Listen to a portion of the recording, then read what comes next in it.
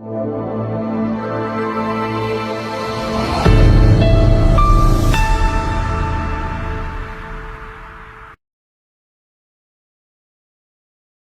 عليكم ورحمة الله وبركاته. نحمد الله العظيم نصلي ونسلم على الرسول الكريم أما بعد فقد قال الله سبحانه وتعالى في كلامه القديم والفرقان الحميد: أعوذ بالله من الشيطان الرجيم بسم الله الرحمن الرحيم ولا تبرجن تبرج الجاهلية الأولى صدق الله العظيم. அளவற்ற அருளாளனும் நிகரற்ற அன்புடையோனுமாகிய எல்லாம் வல்ல அல்லாஹுவின் பெயரால் துவங்குகிறேன். அருமைநாயகம் முஹம்மதுர் ரசூலுல்லாஹ் ஸல்லல்லாஹு அலைஹி வஸல்லம் அவர்களின் மீதும் நற்பாக்கியங்கள் நிறைந்த அவர்களுடைய உம்மத்தின் மீதும் குறிப்பாக இக்காணொளியில் இணைந்து இருக்கிற நம் அனைவர் மீதும் இந்த ஜும்மா நன்னாளில் எல்லாம் வல்ல அல்லாஹுவின் நல்லருள் என்றென்றும் நிறைவாக உண்டாவதாக. ஆமீன். அல்லாஹு ஜல்ல ஷானுஹு தஆலா முஸ்லிம்களுக்கான வாழ்வியல் வழிகாட்டுதல்களை, அறநெறிகளை வான்மறை திருக்குர்ஆன் வழியாகவும் வல்லல் நபி ஸல்லல்லாஹு அலைஹி வஸல்லம் அவர்களின் வழியாகவும் வழங்கியிருக்கிறான். குறிப்பாக முஸ்லிம் பெண்களுக்கான ஒழுக்கம், பர்தா முறை, கற்பொழுக்கம், அவர்களினுடைய வெட்கம், நாணம் உள்ளிட்ட விஷயங்களை உலகத்தின் எல்லா சமயங்களை விட மிக அதிகமாய் வலியுறுத்துகிற, நன்னெறிகளை போதிக்கிற சத்திய மார்க்கம் இஸ்லாம். சமுதாயத்தினுடைய பெயரில் முஸ்லிம் பெயர்தாங்கிகளாக இருக்கக்கூடிய ஏராளமான பெண்கள் இன்றைய தினம் இந்த அறநெறி கோட்பாடுகளிலிருந்து, கற்பு நெறி முறைகளிலே இருந்து விலகிச் செல்லும் அபாயங்கள் ஆங்காங்கே கண்ணுக்கு தென்படுகிற சூழலில் இன்றைய ஜும்மா அது குறித்த சிந்தனை நமக்கு அவசியமாகிறது. குறிப்பாக திரைப்படத்தை மிக அதிகமாக கவனிக்கிற, பார்க்கிற, ரசிக்கிற, அதை வாழ்வென்று கருதி பொழுதுபோக்காக மட்டுமல்லாமல் அதை யதார்த்த வாழ்வை போல நினைத்து கொண்டு அதற்கு பின்னாலே படையெடுக்கிற பெண்கள் கூட்டம் பெருகி வரும் இந்த வேளையில் இது குறித்த சிந்தனைகள் முக்கியமாகிறது. படங்களையோ அதில் வரும் பாத்திரங்களையோ குறிப்பாக நடிகர்களையோ நேசிக்குதல் என்பது எந்த வகையிலேயும் அறம் சார்ந்தது அல்ல. சொல்லப்போனால் நாடு முழுக்க ரசிக்கப்படுகிற பொதுமக்களை விடவும் அந்த பாத்திரங்கள் மோசமாக இருக்கிறார்கள் என்பது உலகத்திற்கே தெரியும். இது குறித்த சிந்தனைக்கு முன்னால் நமக்கு ஒரு முன்னுரை அவசியம். அன்பானவர்களே, அல் குர்ஆனுடைய வாசகம்: குல்லின்கான ஆபாவுக்கும் வ அபுனாவுக்கும் வ இஹ்வானுக்கும் வ அஸ்வாஜுக்கும் வ அஷீரத்துக்கும் வ அம்வாலுன் இக்தரஃப்துமூஹா வ திஜாரத்துன் தக்ஷௌன கசாதஹா வ மசாகினு தர்லௌனஹா அஹப்ப இலைக்கும் மினல்லாஹி வ ரசூலி வஜிஹாதின் ஃபீ சபீலி ஃபதரப்பஸூ ஹத்தா யஅதி அல்லாஹு பிஅம்ரி. அல்லாஹ் எச்சரித்து சொல்லுகிறான், உங்களினுடைய பெற்றோர், உங்களுடைய மக்கள், உங்களின் சகோதரர்கள், உங்களின் கணவன்மார் அல்லது மனைவிமார், உங்களுடைய குடும்பம், நீங்கள் சம்பாதித்து வைத்திருக்கிற சொத்துகள் அழிந்து போய்விடும் என்று நீங்கள் பயப்படுகிற, அழிந்து போகக்கூடாது என்று விரும்புகிற உங்களின் வியாபாரம், நீங்கள் மிகவும் விரும்பி இருக்கக்கூடிய உங்களுடைய இல்லங்கள், வீடுகள், இது எல்லாமே அல்லாஹ் ரசூலை விட பிரியம் உள்ளதாக இது ஆகக்கூடாது. அப்படி ஆனால் நீங்கள் அல்லாஹுவின் உத்தரவை, வேதனையை, அவனுடைய எச்சரிக்கையை எதிர்பாருங்கள் என்று சொல்லுகிறது குர்ஆன். எனவே பெற்ற தாய் தந்தையாயினும், பெற்ற பிள்ளைகளாயினும், கூட வாழுகிற கணவன் மனைவியாகினும், யாராக இருந்தாலும் அல்லாஹ் ரசூலுக்கு பின்னால் தான். முதலில் ஒரு முஃமினுடைய ஈடுபாடு, நேசம், ஈர்ப்பு எல்லாமே அல்லாஹ் ரசூல், அல்லாஹுவும் அவனுடைய தூதரும் அவர்கள் சொல்லி தந்த வழிகளின் மீது இருக்க வேண்டும். இதற்கு பிறகுதான் பிள்ளையாயினும் பெற்றவனாயினும் தந்தையாயினும் கணவராயினும் வீடாயினும் வியாபாரமாயினும் எதுவாக இருந்தாலும் இது குர்ஆனுடைய தெளிவான வழிகாட்டுதல். இரண்டாவது செய்தி, எம்பெருமானார் ஸல்லல்லாஹு அலைஹி வஸல்லம் உடைய வழிகாட்டுதல் என்னன்னா, நீங்க ஹதீஸ் நபிமொழிகளின் எல்லா நூல்களிலும் பார்த்தால் ஒரு பாடம் இருக்கும். இந்த பாடத்துக்கு பெயர் பாபுல் ஹுப்பி ஃபில்லா வல் புக்தி ஃபில்லா. இறைவனுக்காக நேசித்தல், இறைவனுக்காக கோபித்தல். இது ஒரு மிகப்பெரிய இஸ்லாமிய வரையறை. நாம் யாரையாவது இந்த உலகத்தில் நேசிக்கிறோம் என்றால் அது அல்லாஹ் ரசூலுக்கு உட்பட்டுத்தான் நேசிக்க முடியும். நாம் யாரையாவது கோபிப்பதாக இருந்தாலும் அல்லாஹ் ரசூலின் வரையறைகளுக்கு உட்பட்டுத்தான் கோபிக்க வேண்டும். நாம் நபிமார்களை நேசிக்கிறோம், நல்லோர்களை நேசிக்கிறோம், இறைநேசர்களை நேசிக்கிறோம். இஸ்லாத்தின் புனித சின்னங்களாக இருக்கிற புனித நினைவு சின்னங்களை, இடங்களை, காலங்களை, நேரங்களை, நபர்களை, இவங்களை எல்லாம் நேசிக்கிறோம். காரணம், அல்லாஹுவும் ரசூலும் நேசிக்க சொன்னதால். இப்லீஸை கோபப்படுகிறோம், ஃபிரௌனை கோபப்படுகிறோம், மார்க்கத்திற்கு முரணான விரோதிகளை கோபப்படுகிறோம். இதெல்லாமே அல்லாஹ் ரசூலின் கோபத்திற்கு அவர்கள் இலக்காக இருப்பதால். எனவே பாசமாயினும் கோபமாயினும், பிரியமாயினும் வெறுப்பாயினும் அது அல்லாஹ் ரசூலின் நியதிகளுக்குள்ளே தான் வரும். அந்த அடிப்படையில் நீங்கள் யாரையாவது நேசிப்பதாக இருந்தால், அதிலும் பல பேர் சொல்லுவது போல எங்கள் உயிரினும் மேலாக, எங்கள் உணர்வினும் மேலாக, எங்கள் வாழ்வு அவருக்கு, எங்கள் எல்லாமே அவருக்கு என்றெல்லாம் நீங்கள் சொல்லுகிற யாராக இருந்தாலும் அது அல்லாஹ் ரசூல் விரும்ப சொன்ன வழிகளில் அது அமைகிறதா என்பது உற்று நோக்க வேண்டிய ஒன்று. நடிகர்களின் மீதான பிரியமும் சினிமாவின் மீதான பிரியமும் இந்த எல்களுக்குள்ள வராது. இது அல்லாஹ் ரசூல் கோபிக்க சொன்ன இடங்களை ஒழிய நேசிக்க சொன்ன இடங்கள் அல்ல. தயவு செய்து இது அரசியல் பேச்சு என்று நினைக்க வேண்டாம். அரசியல் குறித்தோ, அதனுடைய பாத்திரங்களை குறித்தோ, வேட்பாளர்களை குறித்தோ, தேர்தல் குறித்தோ பேசுவதல்ல. அதுவெல்லாம் முடிந்து விட்டது. தமிழகத்தில் விருப்பப்பட்டவர்கள் விருப்பப்பட்ட கட்சிகளுக்கு வாக்களித்தார்கள் என்பதையெல்லாம் தாண்டி இது என்ன மாதிரியான மோகம்? சினிமா யதார்த்த வாழ்வோடு பொருந்துமா? சினிமாவினுடைய மோகம் எந்த அளவுக்கு நம்மை சீரழித்திருக்கிறது? ஒரு குறிப்பிட்ட நடிகர் நடிகைகளுக்கு பின்னாலே இருக்கிற மோகமும் ஈர்ப்பும் கவர்ச்சியும் நம்மை எவ்வளவு தூரம் துர்பாக்கியத்திற்கு ஆளாகி இருக்கிறது என்கிற சிந்தனையை தர வேண்டிய பொறுப்பு இன்றைக்கு மார்க்க அறிஞர்களுக்கு, சமுதாய தலைமைகளுக்கு, சமூக அக்கறை உள்ளவர்களுக்கு, பொது நலன் நாடுகிற அத்தனை பேருக்குமான பொறுப்பு இன்றைக்கு இருக்கிறது. அன்பிற்குரியவர்களே, உலகத்தில் நல்ல காரியங்களும் வளர்ந்து கொண்டே இருக்கிறது, தீய காரியங்களும் வளர்ந்து கொண்டே இருக்கிறது. இல்லை என்று சொல்ல முடியாது. தகவல் தொழில்நுட்பத்தினுடைய வளர்ச்சிக்கு பின்னால் மிக மோசமான தீமைகள் வளருகிறது. எதிரில் நன்மைகளும் வளர்கிறது, இல்லை என்று சொல்ல வரவில்லை. மார்க்கம் இன்றைக்கு எல்லா தளங்களிலும் போதிக்கப்படுகிறது, இல்லைன்னு சொல்லல. முன்னெப்போதும் இல்லாத அளவுக்கு நாடு முழுக்க பெண்களுக்கான மதரசாக்களும் பெண்களுக்கான கல்வி கூடங்களும் ஆயிரக்கணக்கில் வந்து கொண்டிருக்கிறது. ஊர்கள் தோறும் பெண்களுக்கான முன்னேற்பாடுகள், அவர்களின் கல்வி, அவர்களின் அமல், அவர்களின் பயிற்சி வகுப்புகள் எல்லாம் நடக்கிறது. ஆனால் எல்லா காலத்திலும் உள்ள ஒரு உண்மை என்ன தெரியுமா?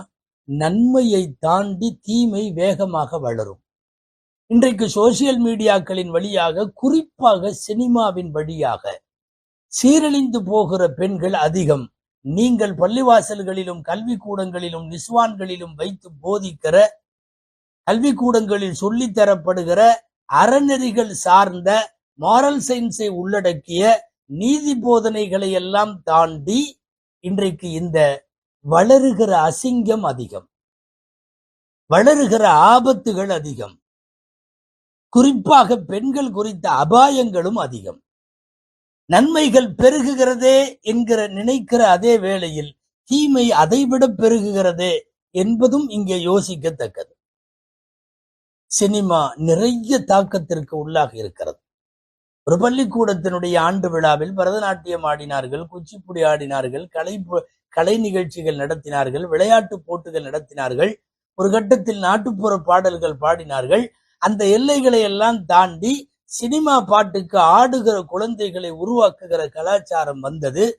குறிப்பாக குத்தாட்டம் போடுகிற ஆடல் பாடல்களினுடைய நிகழ்ச்சிகள், கலை நிகழ்ச்சிகள் என்ற பெயராலே பிஞ்சு குழந்தைகளையும் சினிமாவினுடைய இரட்டை அர்த்த ஆபாச வசனங்களுக்கு ஏற்ப தங்களின் உடல் அசைவினால் பாடி லாங்குவேஜ்ல அவர்கள் ஆடக்கூடிய குத்தாட்ட நிகழ்ச்சிகள் கண்டு களிக்கப்படவும் ரசிக்கப்படவும் துவங்கிவிட்ட காலத்தில் சினிமா குழந்தைகளிலிருந்து பெரியவர்கள் வரை, பெற்றோர்கள் வரை அது தாக்குதலுக்கு ஆளாகிவிட்டது. ஆண்டு விழாக்களில் ஆடுகிறார்கள் என்பதை எல்லாம் தாண்டி இப்போதெல்லாம் இஸ்லாமிய திருமண மஜ்லிஸுகளில் கூட்டாக ஆட்டமும் குத்தாட்டமும் சினிமா பாடல்களுக்கு ஏற்ப குரூப் டான்ஸுகளும் அரங்கேறுகிற அவலங்கள் இன்றைக்கு சமுதாயத்தில் அதிகம். ஒரு சினிமா உள்ளேயே நுழைய முடியாது என்று கருதப்பட்ட முஸ்லிம் சமுதாயத்தின் வீடுகளுக்குள் புகுந்து வியாபித்து இன்றைக்கு விபரீதமாக வைத்திருக்கக்கூடிய நிலைமையை தான் இன்றைக்கு பார்க்கிறோம். இந்த குரூப் டான்ஸ் கல்ச்சர், சினிமா பாடலுக்கு தன்னுடைய உடலை வருத்தி ஆடக்கூடிய இந்த கலாச்சாரம் இன்றைக்கு வேகமாக பரவி வருகிறது.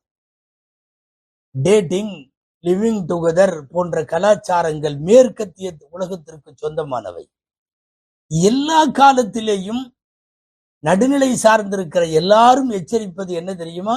மனித குலத்திற்கு ஆபத்தான கலாச்சாரம் மேற்கத்திய கலாச்சாரம். அங்கிருக்கிற டேட்டிங்கள் இன்றைக்கு பரவலாக பரவி நம்முடைய ஊர் வரைக்கும், கிராமம் வரைக்கும் வந்திருக்கிறது. அதுவும் குறிப்பாக ஆன்லைனுக்கு பின்னால், குளோபலைசேஷனுக்கு பின்னால், எல்லாமே உள்ளங்கைக்குள் உலகம் என்று வந்ததற்கு பிறகு ஒரு ஐரோப்பியா கண்டத்தில் ஏதேனும் ஒரு செய்தியோ நிகழ்வோ நடக்கிறது என்றால் நம் ஊருக்கு வருவதற்கு, நம்மோடு அது கலப்பதற்கு காலம் வெகு பிடிக்கும். முன்பெல்லாம். இப்போதெல்லாம் அங்கே வந்த அடுத்த நிமிடம் இங்கேயும் அந்த கலாச்சாரம் தொற்றிக் கொள்ளுகிறது. நீங்கள் டேட்டிங் செய்பவர்களிடமோ லிவிங் டுகெதர் செய்கிறவர்களிடத்திலமோ போய் இது என்னன்னு கேட்டா, திருமண வாழ்க்கைக்கு முன்னால் நாங்கள் ஒத்திகை பார்க்கிறோம் என்கிறார்கள். எந்த காலத்திலாவது மனித குலத்தின் வரலாற்றில், குறிப்பாக நம் போன்றவர்கள் வாழுகிற இந்த மண்ணில், இந்திய மண்ணில், ஏன் இஸ்லாமிய மரபில் திருமணங்களுக்காக கூட ஒத்திகை பார்க்கிற ஒரு கலாச்சாரத்தை இதற்கு முன்பு நாம் கேள்விப்பட்டதுண்டா? சுருக்கமாக இது எல்லாமே இன்றைக்கு இருக்கிற தகவல் தொழில்நுட்பம், குறிப்பாக சினிமாத்தனமான நடவடிக்கைகளுக்கு பின்னாலே இஸ்லாமிய சமுதாயமும், குறிப்பாக அந்த சமுதாயத்தின் அசைக்க முடியாத வேர்களாக, விதைகளாக கருதப்பட்ட பெண்களும் அதற்குள்ளே அடிமையாகி போயிருப்பது மிகப்பெரிய துரதிர்ஷ்டம். அன்பானவர்களே, 1000 இருக்கலாம். ஒரு நடிகனுக்கு பின்னாலே அல்லாஹ் ரசூலை ஏற்று வாழுகிற, புர்காவோடு பர்தாவோடு இருக்கக்கூடிய ஒரு பெண் பைத்தியமாகி அடைவது எந்த விதத்தில்? நான் பார்க்கறதுக்காக வந்தேன், நான் பல நாள் பார்க்கறதுக்காக காத்து கிடந்தேன், நான் 16 வருஷமா அவரை பார்க்க வேண்டும் என்று ஆசையோடு இருந்தேன், என் கணவனை விட எனக்கு அவரைத்தான் பிடிக்கும், இது என் கணவருக்கும் கூட தெரியும், நான் காலையிலிருந்து காத்திருக்கிறேன், என்னை இந்த இடத்திலே கொண்டு வந்து என்னுடைய கணவன் தான் உட்கார வைத்து விட்டு போனார், நான் இன்றைக்கு எக்ஸாமை விட்டு வந்திருக்கிறேன், ஒரு +2 மாணவி, எனக்கு இன்னைக்கு ஹால் டிக்கெட் தர்றாங்க, நான் அதை வேண்டாம் என்று சொல்லிவிட்டு நான் இவர்களை பார்ப்பதற்காக வந்தேன், என் குழந்தை மருத்துவமனையில இருக்கிறது, அங்க ஆளை போட்டுட்டு நான் இங்க பார்க்க வந்தேன். பார்த்து விட்டு ஆனந்தத்தில் அழுகக்கூடியவர்கள் நிறைய பெண்கள், பார்க்க முடியவில்லையே என்கிற வருத்தத்தில் அழுகக்கூடிய பெண்கள், பார்த்தவள் போடுகிற குதியாட்டம். இது என்னன்னா, சராசரி பெண்கள் மாத்திரம் அல்ல, ஒரு ஒழுங்கு நேர்த்தியாக சுமார் 1000 ஆண்டுகளாக கட்டமைக்கப்பட்ட ஒரு பர்தாவின் சமூகத்துக்குள்ளிருந்து இந்த வார்த்தைகள் கேட்பதுதான் ஆச்சரியம். நான் ஜும்மா தொழுகையை விட்டு இந்த படத்தை பார்ப்பதற்காக வந்தேன். பத்திரிகையாளர்களுக்கு முன்னால் புர்காவோடு பேசுகிற, அது ஏதோ 18 வயதெல்லாம் அல்ல, 40-50 வயதை தொட்ட பெண்களும் கூட இந்த நிலைக்கு வந்திருக்கிறார்கள் என்பது யோசிக்க வைக்கிறது. ஒரு புனித பயணமான உம்ராவிலே போய்விட்டு உம்ராவில் காபாவுக்கு முன்னாலே செல்ஃபி எடுத்துக்கொண்டு குறிப்பிட்ட நடிகர் எல்லா இதிலும் வெற்றி பெற வேண்டும் என்று பிரார்த்திக்கிற, உம்ராவை நாசமாக்கி அந்த மண்ணின் புனிதத்தை கூட கெடுக்க துணிந்து விடுகிற இஸ்லாமிய பெண்களை நினைத்து என்ன சொல்வதென்று தெரியவில்லை. இதையெல்லாம் பேசின பிற்போக்குத்தனம், இது மடமைத்தனம், உங்களுடைய மத வழி இது சரியில்லை, இது பெண் அடிமைத்தனம் என்றெல்லாம் பேச வருகிற சங்கிகள் உள்ளிட்ட நிறைய மேதாவிகள் உண்டு. ஆனால் நாங்கள் ஒரு கட்டமைக்கப்பட்ட ஒழுங்கு நேர்த்தியாக வடிவமைக்கப்பட்ட ஒரு சமூகம். என்ன ஆச்சரியம்னா, என்ன அந்த நடிகரை பற்றி அவர்களிடத்திலே போய் பேசினாலும் எடுபடுறதில்லை.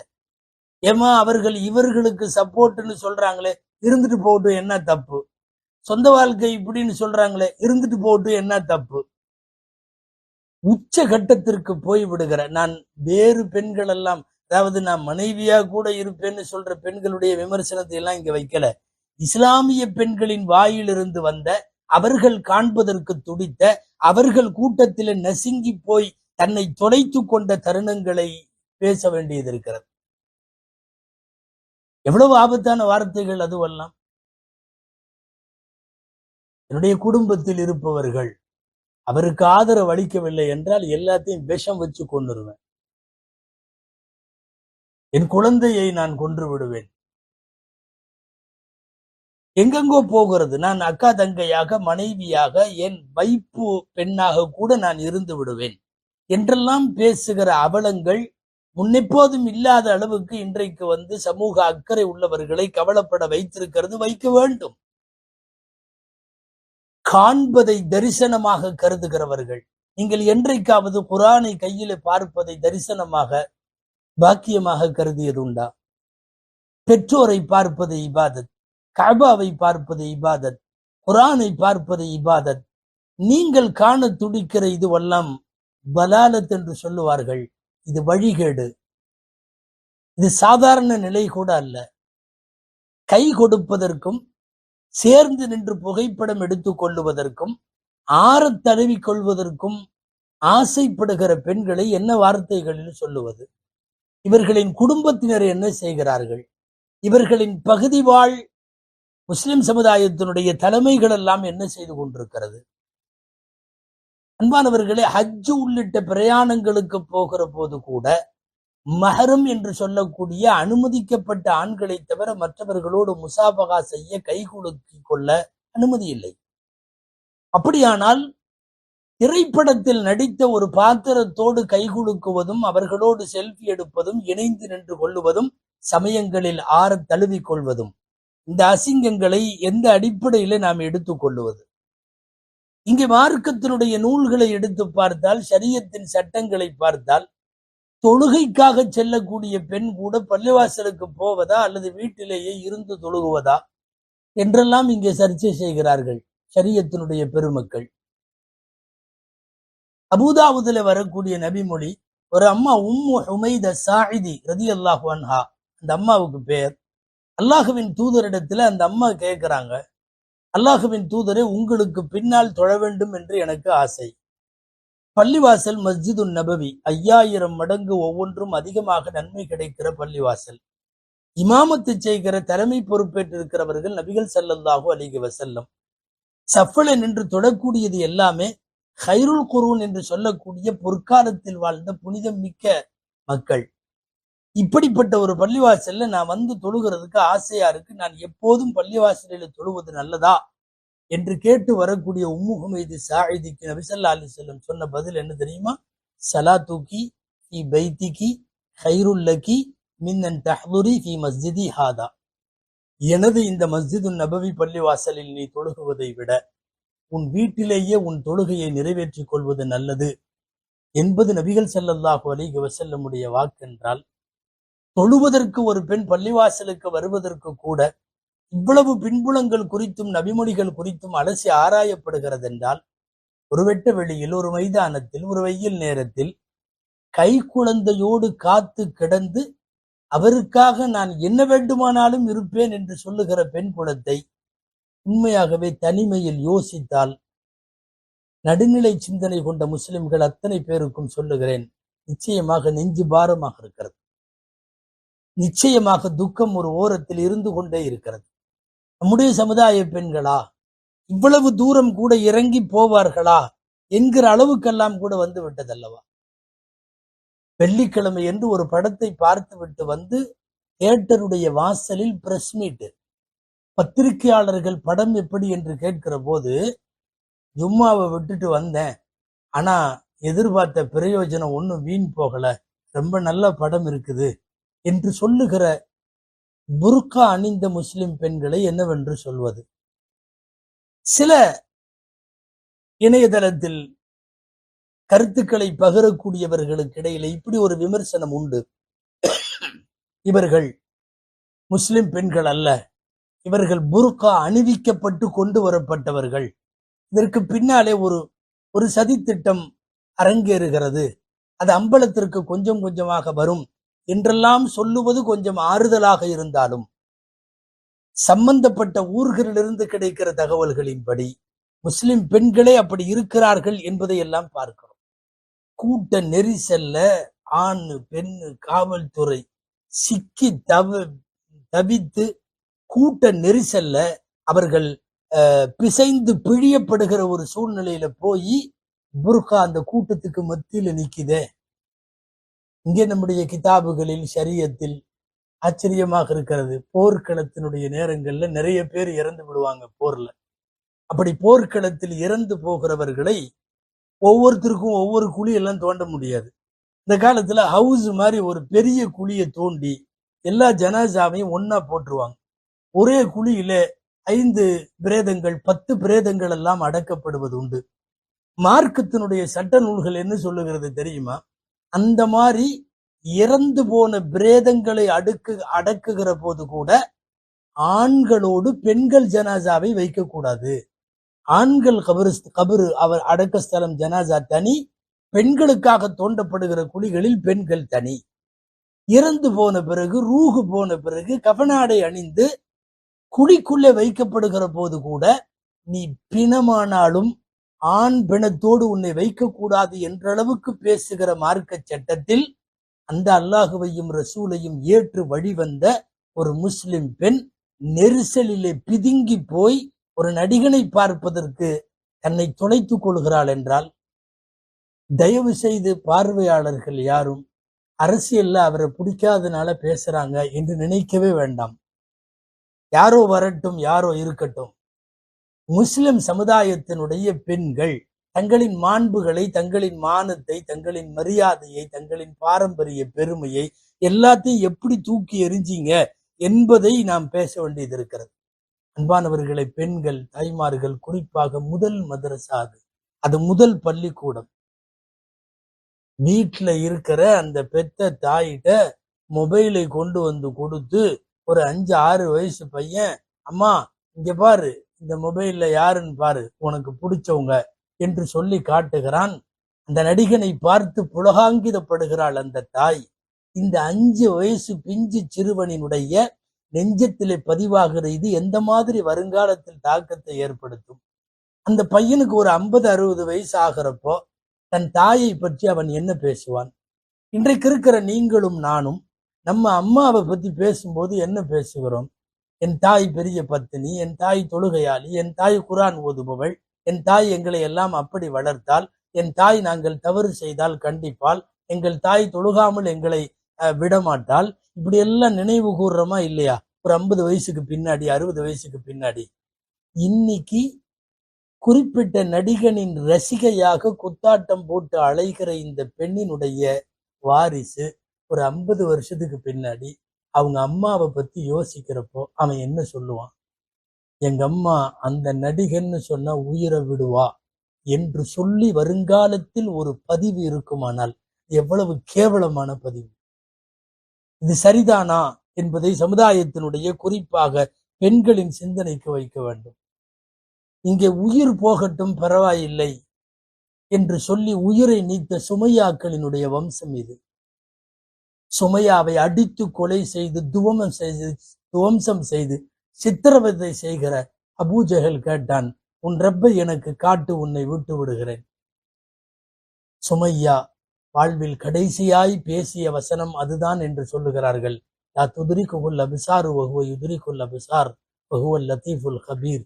என் ரப்பை நீங்கள் எல்லாம் பார்க்க முடியாது, என் ரப்பு உங்களை பார்ப்பான் என்கிற இறைமறை வசனம்தான் அவருடைய கடைசி வார்த்தை.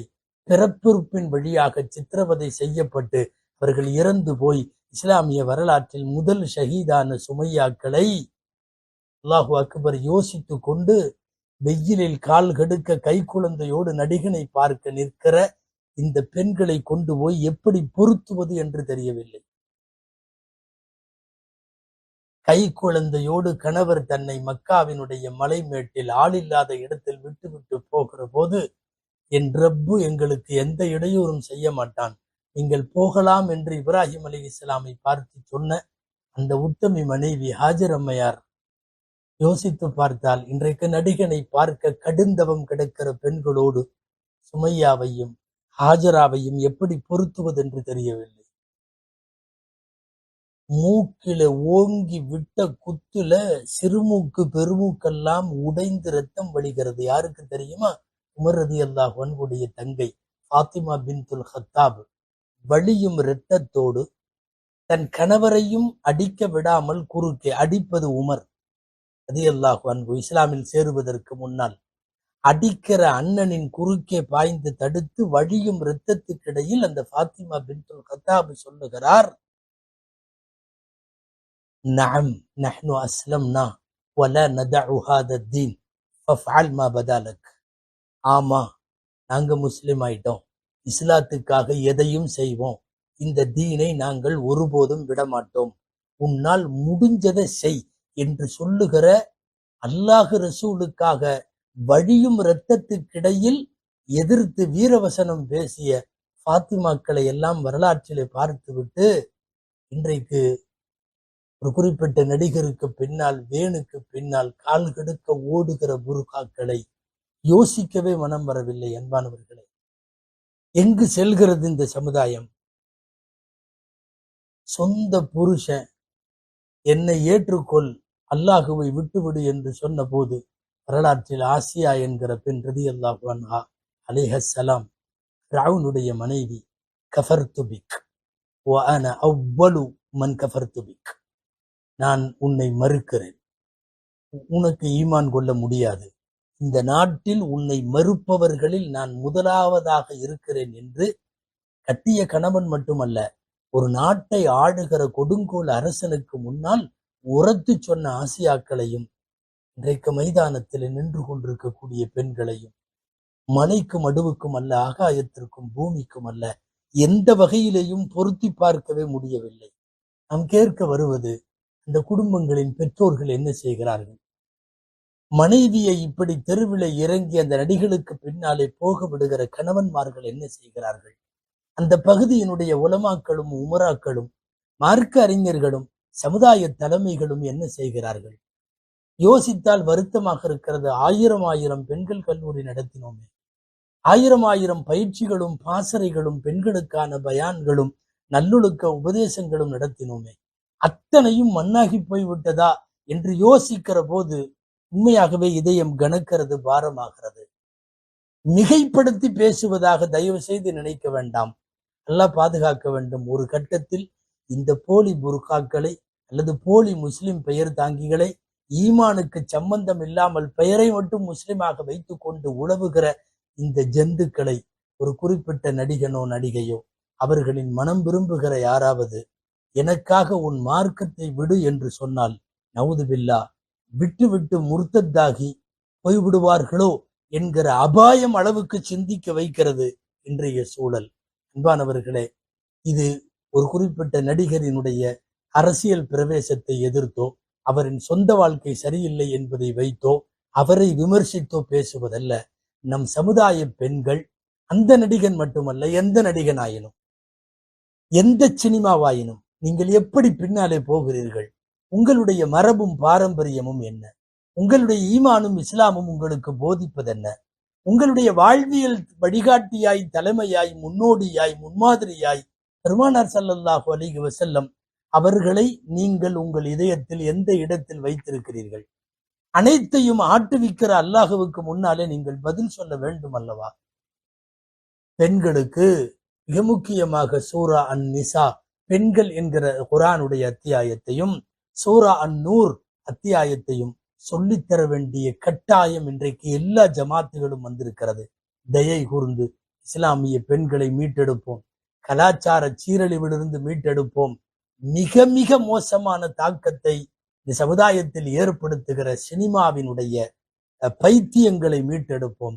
சினிமாவிற்கு பின்னால் அடிமையாகுவதிலிருந்து, அந்த அடிமைத்தனத்திலிருந்து மீட்டெடுப்பதற்கு மார்க்க அறிஞர்களும் சமுதாய தலைமைகளும் ஒன்று கூடி சிந்தித்து ஆவண செய்ய வேண்டிய பொறுப்பும் கடமையும் இன்றைக்கு நமக்கு முக்கியமாய் உண்டு. எல்லாம் வல்ல அல்லாஹுவிடத்திலே துவா செய்வோம். ஈமானிய இஸ்லாமிய பாரம்பரியத்திலே வாழ்ந்து வந்த அந்த பெண்களினுடைய இன்றைய தலைமுறையை அல்லாஹு தஆலா இது போன்ற மிகவும் கீழ்த்தரமான சீரழிவுகளிலே இருந்து அல்லாஹு பாதுகாத்து அருள்வானாக. மீண்டும் ஈமானையும் இஸ்லாமையும் நெஞ்சத்தில் தாங்கி பிடிக்கிற தங்களுடைய தலைமுறைகளையும் ஈமான் இஸ்லாமை சொல்லித் தருகிற சீதேவிகளை, நர்பாக்கியம் உள்ள பெண்களை அல்லாஹ் இந்த சமுதாயத்தில் நீட்டித்து தருவானாக. தவறான போங்கில சென்று விட்டவர்கள் தௌபா செய்து திருந்தி சரியாக வாழ்வதற்கு அல்லாஹ் தௌஃபீக் செய்வானாக. ஆமீன். ஆகிர் தஅவானா அல்ஹம்துலில்லாஹி ரப்பில் ஆலமீன். அஸ்ஸலாமு அலைக்கும் வரஹ்மத்துல்லாஹி வபரகாத்துஹு.